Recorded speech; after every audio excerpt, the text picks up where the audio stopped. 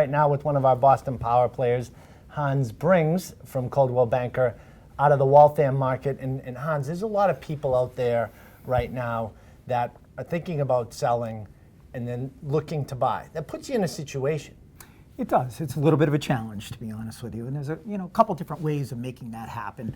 Option number one is doing a contingency sale, which basically is making your offer on another property contingent upon selling your own home or putting your house on the market contingent upon finding suitable housing.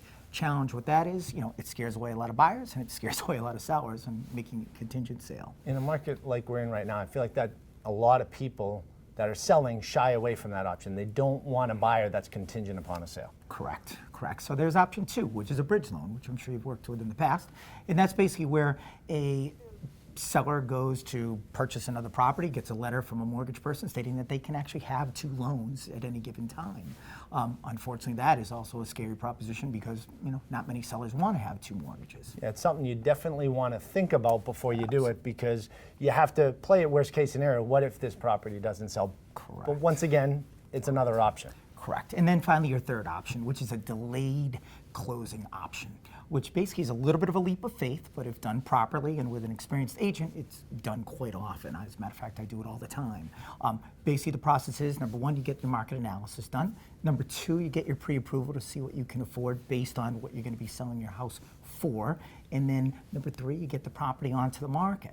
Once you find a buyer for the property, then you're in a position where you can ask the buyer for a little bit of a longer closing date, giving you more time to find a property. Again, still a little bit of a scary proposition because you are setting a moving date, but I will tell you, if done appropriately, as long as you have that education, as long as you know or have an idea of where you're going, all can be successful. It's really the most effective way too. It's happening all the time in today's market. And people are surprised when you talk it through with them. They, wait a second, I can project the closing out further than normal, right?